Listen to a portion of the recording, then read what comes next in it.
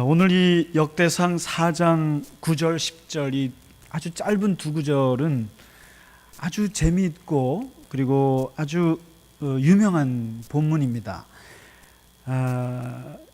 우리나라에서 한번 야베스의 기도라는 책이 한번 나온 적이 있는데 그 짧은 책이에요. 뭐 뻔하죠. 두 절밖에 안 되는 걸 책으로 냈으니까 몇 페이지 안 되는 책을 냈는데 그게 대박이 났죠. 그래서 그 가난했던 그 출판사가 빚을 다 갚았다는 얘기가 있습니다. 그만큼 그 야베스의 기도라는 책이 아주 한국 기독교인들에게 영향을 줬는데, 근데 막상 보면 별 내용은 없어요. 별 내용은 없는데, 근데 왜 이 본문이 그렇게 사람들의 심금을 울리는가? 이게 참 이 두 구절을 읽을 때마다 이게 나의 이야기 같고 또 어떻게 보면 이스라엘 민족의 이야기이고 그렇습니다. 구약에서 아주 제일 재미없는 책이 두 권이 있는데 하나가 레위기가 참 재미가 없습니다. 그래서 뭐 그냥 무슨 법에 대해서만 나오니까 그래서 이제 그 레위기를 읽다가 마는데, 근데 이번에 주일 성경 공부를 레위기를 하고 있거든요. 오늘 이제 마지막 날 총 정리를 할 것인데 생각보다 재미있어요. 재미있는데 한번 들어보러 오세요. 생각보다 재미있는데 레위기가 재미가 없고, 또 하나 재미없는 게 레위기는 법조문이니까 재미없다고 치더라도 역사책은 웬만하면 재밌거든요. 그런데 이 역사책이 두 개가 있는데 열왕기서가 있고 역대기서가 있어요. 근데 열왕기서는 그나마 좀 재미있어요. 이야기가 많아서. 근데 이 역대기서는 1장부터 9장까지가 다 족보 얘기예요. 그러니까 세상에 족보라고 하는 것은 자기 이름과 관련되지 않은 사람은 안 보는 책이 족보예요. 심지어 내 이름이 있다고 하더라도 족보는 두 번 잘 안 봅니다. 그리고 족보는 드라이한 책이에요. 그래서 그 족보 안에는 이야기가 없습니다. 그러니까 이 역대상을 읽다가 사람들이 굉장히 재미없는 책입니다. 그런데 그 재미없는 그 딱 중간에 오늘 하나의 이야기가 들어가 있다는 거죠. 이 족보에서는 있을 수 없는 일이 벌어진 겁니다. 그리고 이 역대기라고 하는 것은 오늘 이 야베스의 이야기를 하고 있지만, 사실 이게 야베스의 이야기인 것 같지만 역대기를 쓴 때가 바벨론에게 70년을 포로 생활을 했어요. 그리고 이제 돌아가나 싶었더니 페르시아라는 제국에게 또 먹혔어요. 그러면서 오매불망 고향으로 돌아가야 되는데 하면서 100년, 200년을 지난 그 시점에 이 책을 쓴 거예요. 왜냐하면 세대가 몇 세대가 변하면서 이스라엘 사람들이 우리의 뿌리가 있나 싶은 겁니다. 그리고 우리가 하나님의 백성이라고 하던데 진짜 우리가 하나님의 자녀인가라는 정체성의 회의가 들기 시작을 합니다. 그리고 자기들이 처한 현실은 벗어날 수 없구나. 이제 우리에게 독립이라는 건 없고 우리에게 이스라엘 하나님의 자녀라고 하는 그 놀라운 정체성은 없구나. 아주 우울에 극에 달했을 때 안 되겠다 싶어서 쓴 게 역대기예요. 우리의 뿌리를 찾아서. 하나님이 아브라함을 불렀던 그 이야기가 있다는데, 모세를 불러서 출애굽을 시켰다는데 우리의 뿌리를 찾아서 쓴 게 이 역대기거든요. 그래서 아담부터 그냥 족보에 나옵니다. 그러니까 그 역사를 쓰다가 갑자기 야베스라는 사람에게서 딱 이르릅니다. 유다 지파인데 그 순간 이 서기관이 갑자기 펜을 놓고 깊이 생각을 하는 거예요. 야베스. 족보는 이야기를 쓰면 안 되는데 이 사람 이야기는 안 쓸 수가 없어 하면서 야베스의 아마 인생이 책을 몇 권을 써도 나올 만한 스토리인 것 같아요. 그런데 차마 족보니까 그렇게는 못 쓰고 간단하게 내가 취약해서 이 사람의 인생을 밝히지 않으면 안 되겠다고 하면서 쓰는데 딱 2절에 걸쳐서 씁니다. 야베스가 참 존귀한 사람이지. 이 사람은 그 가문에 그 누구보다도 굉장히 존귀하고 굉장히 소중한 사람이지 하고 그렇게 평가를 합니다. 그런데 야베스가 태어날 때 무슨 일이 있었는지 몰라도 아마도 어머니가 아이를 낳을 때 난산을 했거나 아니면 아이를 떡하니 낳았더니 애가 뭔가 불구가 있거나 아니면 그때가 전쟁통에 아이를 낳는 순간 남편이 죽었거나 아니면 온 집안의 가세가 무너져서 집안에 온통 그 힘들 때 아이가 나왔거나 그 자세한 내용은 알 수가 없습니다. 그런데 아이를 낳고 나서 어머니가 말이죠, 아이를 낳았으면 어떻게 합니까? 끌어안고 눈물을 흘리는 거죠. 그런데 이 어머니는 그렇지 않고 애를 이렇게 집어던집니다. 우리가 오늘 2부 예배 때도 그 아기를 낳은 그 집에 와서 기도를 받았는데 또 우리 최지호 집사님 애아빠 되셨죠? 누군지 아세요? 예. 박수는 나중에 치고요. 아무튼 아기를 낳았을 때 부모님의 마음이라는 게 그야말로 축복이죠. 복이죠.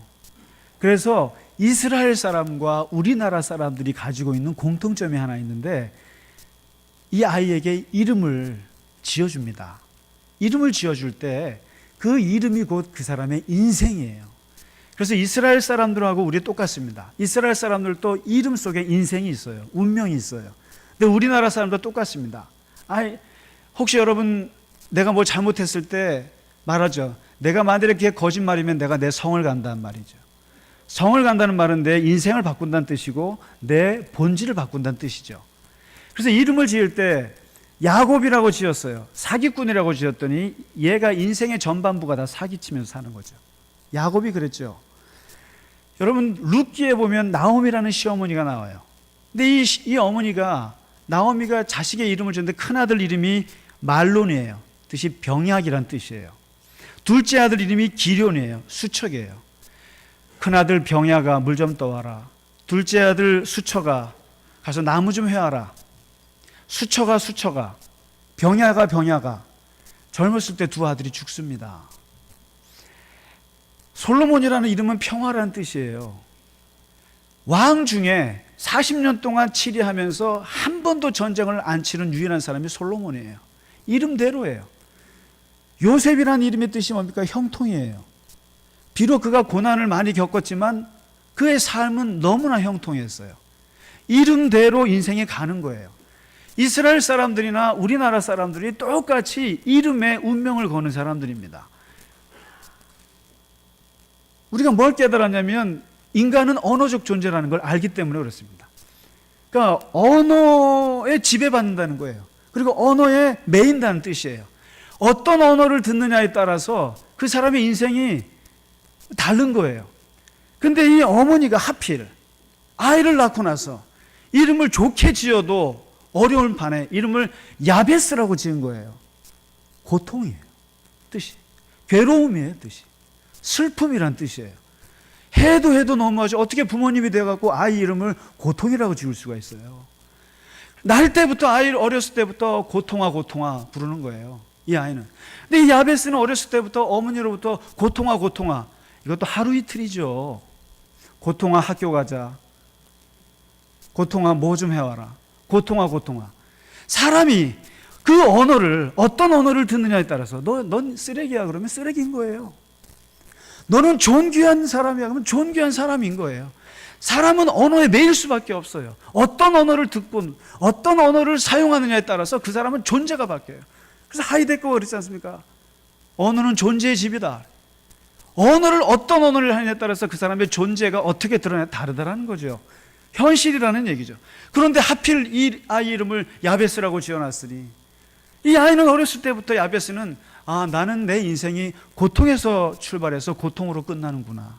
나는 내 인생에 주어진 운명이 있구나. 나는 바뀔 수가 없구나. 모든 걸 해도 안 되는 거예요. 노력을 해도 안 되고 발버둥을 쳐도 안 되고 피땀 흘려도 안 되는 거예요. 이럴 때 우리나라에서 요즘 나오는 말이 뭡니까? 태어났더니 내가 금수저더라. 내가 태어났더니 내가 흙수저더라. 근데 요즘 새로 나온 말이 있잖아요. 야, 흙수저는 그래도 물 많은 수저라도 있지. 나는 났더니 무수저더라. 수저 자체가 없더라. 우리 부모님이 살아온 걸 보니까. 자기가 태어난 그 숙명, 주어진 운명이 고통이에요. 무수저예요. 그러니까 이 사람은 처음부터 인생에 대해서 어떠한 것을 해도 안 되는 거예요. 근데 보통 우리가 세상 사람들은 이런 경우에 할 수 있는 것이 몇 가지가 있어요. 첫째, 이름을 바꿔요. 성명 철학관에 가서 돈을 많이 주고 이 재수 없는 이름을 바꿔주세요. 이게 뭡니까? 여러분, 요즘 이번에 초등학교 학생회장이 학교 이름 바꿨죠? 이름이 대변 초등학교인데, 대변이갖고 다른 학교에 날 때 하도 놀림 받아서 얘가 학생회장에 나가서 그냥 서명 받아갖고 이름을 대변 초등학교에서 뭐로 바뀌었다 그랬죠. 이름을 바꾼다는 건 굉장히 중요한 거예요. 바꿔요. 근데 요즘에 젊은 사람들은 이런 걸 시도할 수 있습니다. 내가 얼굴에 재수가 없어서 이렇게 인생이 꼬이나 싶어서 압구정동으로 갑니다. 성형수술을 하는 거예요. 내 이미지라도 바꿔야 되지 않느냐, 내 인생에. 내 쌍꺼풀이 하나 없고 내 눈썹이 하나 삐뚤어져서 사람들이 나를 이상하게 보는데 바꾸는 거죠. 나이 드신 분들은 이사를 합니다. 내가 이 사는 터가 뭐 귀신이 들었나, 이 터가 뭐가 이렇게 거친가 싶어서 터를 바꿔요. 그리고 조금 더 현명한 사람들은 나의 성격을 바꾸기 위해서 엄청난 상담을 받고 교육을 받고 공부를 해서 자기 스스로를 개발하기도 합니다. 근데 야베스는요, 도저히 못 살겠는 거예요. 이렇게 살 수가 없는 거예요, 도대체. 어머니로부터 어렸을 때부터 고통이라는 소리를 들으니까 아무리 잘해도 나는 고통인 거예요. 그래서 이름을 바꾸려고 안 바꿨습니다. 근데 이번에 제가 이 본문을 가지고 어느 그 크리스찬 기업에 가서 예배를 드리는데, 그 어떤 분이 이 본문을 봉독을 하시는데 야베스라고 읽지 않고 야스베라고 읽는 거예요. 야, 참 기가 막히다. 근데 제가 보면서 야, 저 사람은 이름을 바꿔서라도 운명을 바꾸려고 그러는구나, 그런 생각을 했어요. 그 사람이 원망스럽다기보다 너무 그 사람이 참 좋게 보였어요. 아, 이름을 바꾸려고 그러는구나. 그런데 슬픈 것은 야베스는 이름을 바꾸지 않습니다. 이름을 바꾸지 않고 이사를 하지도 않았어요. 그리고 성형수술은 꿈도 꾸지 않았습니다. 그가 했던 것은 그에게 그나마 한 가지 아주 희미하게 남아있는 한 가지 그것이 있었는데, 그게 바로 하나님의 이름을 부르는 거였습니다. 하나님의 이름을, 하나님 아버지 이름을 부르는데 그게 바로 기도죠. 하나님께 기도합니다. 기도를 하는 순간 하나님의 이름을 부를 수 있다는 것은 이게 뭐냐면, 인생은 어쩔 수 없는 운명만 있는 것이 아니라 하나님이 불러서 새롭게 할 수 있는 소명이라는 인생도 있다는 걸 아는 거죠. 그러면서 이 야베스가 목숨 건 운명 전환 프로젝트를 시도합니다. 그게 기도였어요. 하나님께 기도합니다. 기도하는데 다른 건 다 접어두고 근본적인 기도가 하나가 있었어요. 그 근본적인 기도가 오늘 10절에 소개돼서 나오는데, 하나님 복을 주세요. 하나님 저에게 복을 주세요. 우리는 흔히 예수 믿지 않는 사람들이, 하나님을 알지 못하는 사람들이 기독교를 욕할 때 기복종교라고 욕을 하죠. 그리고 저 크리스찬들은 매일같이 하나님께 달라고 한다고 그래요. 물질의 복을 달라, 일의 복을 달라, 자식의 복을 달라, 건강의 복을 달라고 구한다는 거예요. 비난받을 수 있어요. 근데 그 세상 사람들이 모르는 복의 신앙의 근본 하나를 모르는 게 있어요. 그게 뭐냐면, 복을 구한다고 하는 뜻은 하나님 도와주세요라는 뜻이에요. 하나님이 도와주지 않으면 내 인생은 살아갈 방법이 없는 것을 깨달은 사람들만이 구할 수 있는 게 복이에요. 그러니까 야베스는 알았어요. 주어진 운명 속에서 어쩔 수 없다는 걸 너무나 잘 알았기 때문에 하나님이 도와주지 않으면 이 고통의 사슬에서 벗어날 수 없다는 것을 너무나 잘 알았기 때문에 첫 번째 깨고 들어간 게 복을 주세요. 하나님 도와주세요. 여러분 진짜로요, 능력 있는 사람들은, 실력 있는 사람들은 기도 안 합니다. 근데 겸손한 사람들이 복을 구해요. 왜냐하면 사람 살다 보면 나는 누군가 돕지 않으면 살 수 없어요. 부모님이 나를 도와주셔야 되고, 친구들이 가끔씩 도와줘야 되고, 누군가가 나를 도와줘서 사는데, 전도서 9장에 보면 이런 말을 합니다.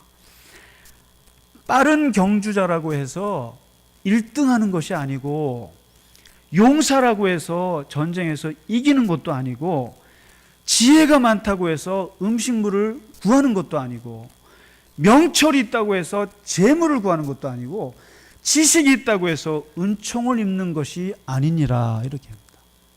이게 바로 전도자가 깨달은 인생 철학이에요.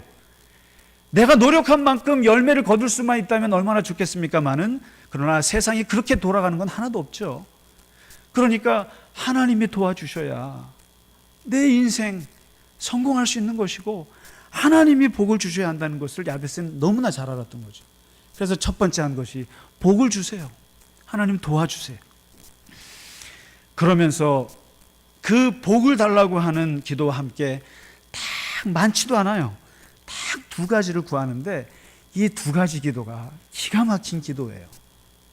정말 기가 막힌 기도를 하는데, 첫 번째 기도가 이겁니다. 하나님 아버지, 저의 지경을 넓혀주세요. 하나님, 저의 지경을 넓혀주세요. 아시잖아요.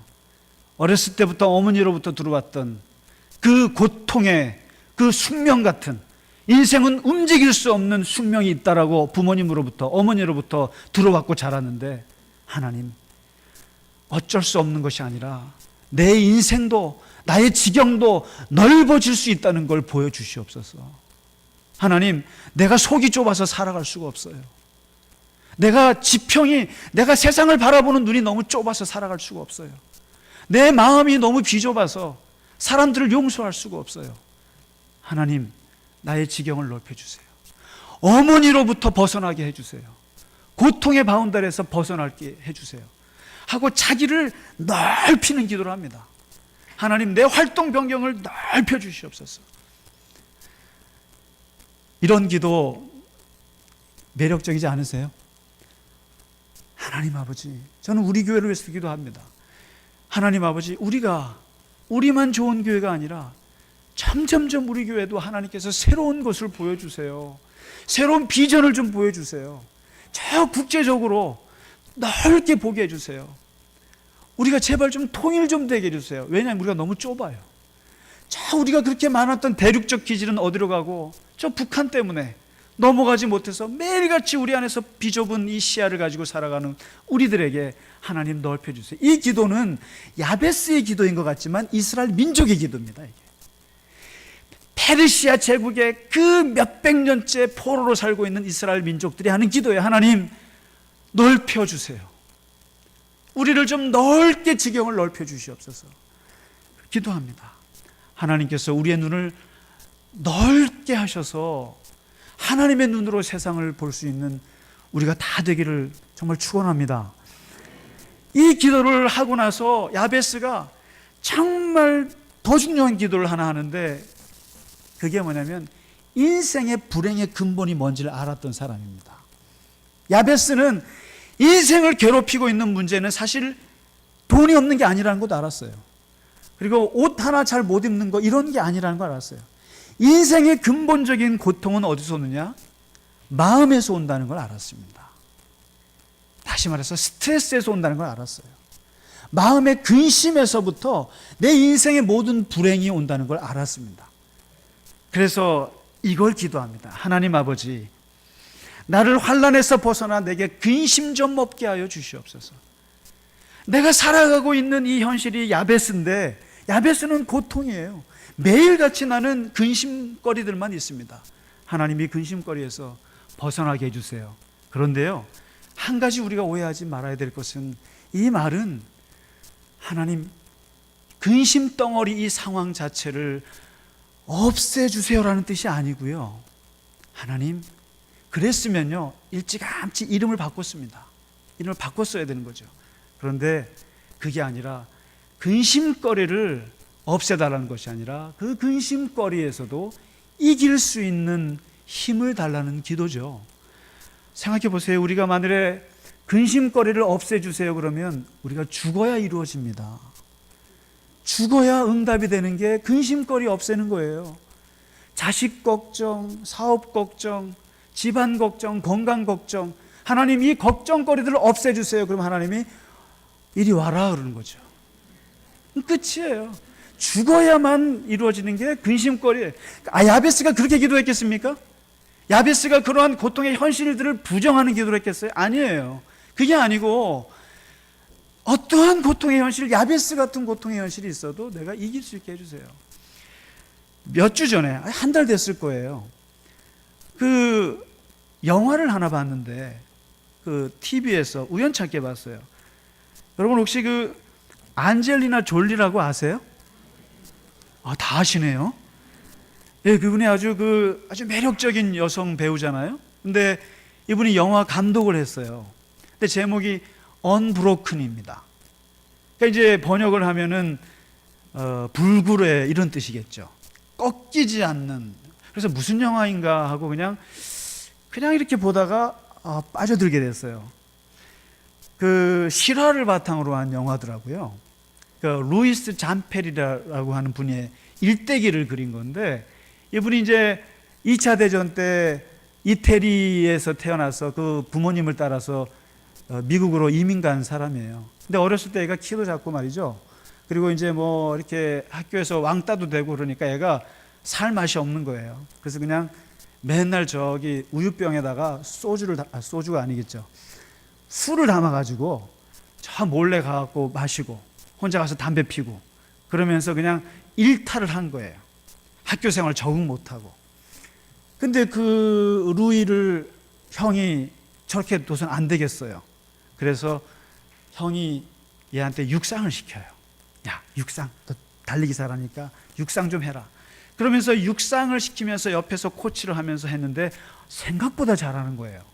그래서 이 루이가 1936년 베를린 올림픽에 미국 대표로 나갑니다. 물론 뭐 금메달은 따지 못했습니다만, 그리고는 2차 대전에 육군 항공대 장교로 입대를 해요. 그러면서 열심히 전투를 하다가 그만 그 비행기가 태평양에 떨어집니다. 그래서 거기에서 고무보트에 몸을 의지한 채 세 사람이서 47일을, 정확히 보세요. 3일 버티기 어렵습니다. 근데 47일을 버티다가 동료 한 명은 죽고, 그래서 그 47일을 버티고 있는데 그들을 구해준 배가 나타났어요. 근데 그 배가 일본 군함인 거예요. 그 바람에 포로가 돼서 인생이 꼬여도 야베스 같은 거예요. 그러니까 그 영화가 너무 재밌더라고요. 야, 배가 왔다. 좋은 소식은 배가 왔다. 나쁜 소식은 일본 배다. 그러니까 이제 47일 만에 살아난 것도 기적인데, 그 다음에 또 일본 포로 수용소로 끌려가서 850일을 거기서 고생을 하는데, 이 루이라는 사람이 또 눈빛이 또 반짝반짝한 거예요. 근데 또 일본 장교의 눈에 비춰갖고 저 독스러운 눈이라고 해서 미움을 받아요. 특별히 더 괴롭힘을 받습니다. 우리 군대 가면 그런 사람이 있잖아요. 그래서 그 상황에서 이 사람이 고통을 겪어내는데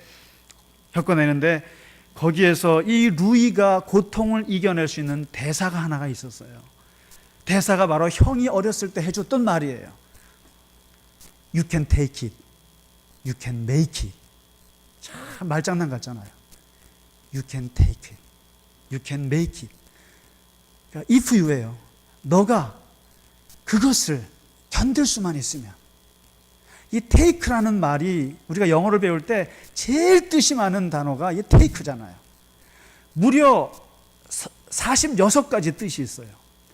근데 이 take를 견딜 수만 있다고 얘기를 했는데, 저는 약간 좀 생각을 바꿔서 네가 그 상황을 받아들일 수만 있으면, 네가 그 상황을 받아들일 수만 있으면 너는 만들어낼 수 있어. 뭐든지. You can make it. 이것을 계속 기억을 해요.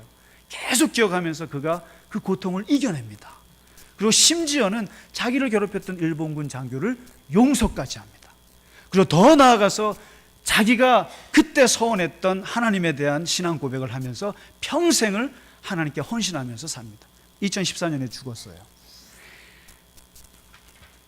You can take it. 너가 만일에 야베스가 이 진리를 몰랐으면 진작에 이름을 바꿨을 겁니다. 근데 야베스는 한 가지 알았어요. 하나님에 대한 신앙 속에서 알았던 것은 어쩔 수 없는 운명이란 건 없다는 걸 아는 거죠.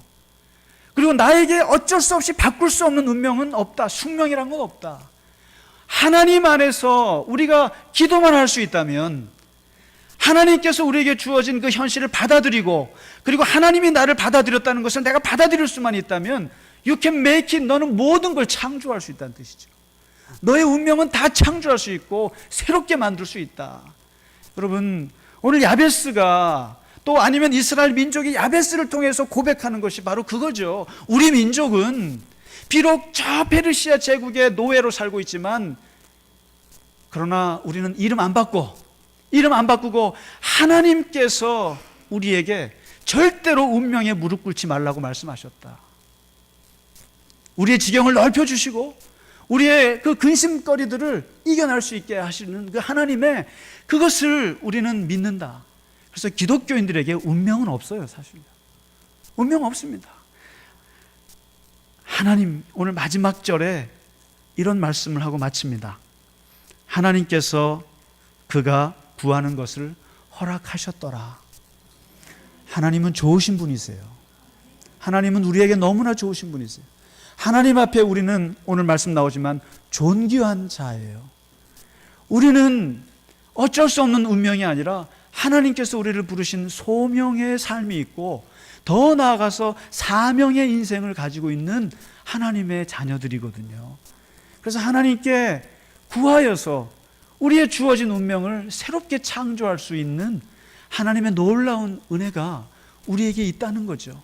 이 야베스의 기도가, 야베스의 목숨을 건 운명을 전환하는 이 엄청난 기도가 우리의 기도가 되시기를 간절히 바라고, 우리를 통해서 하나님께서 엄청난 일을 이루어내실 줄 믿습니다.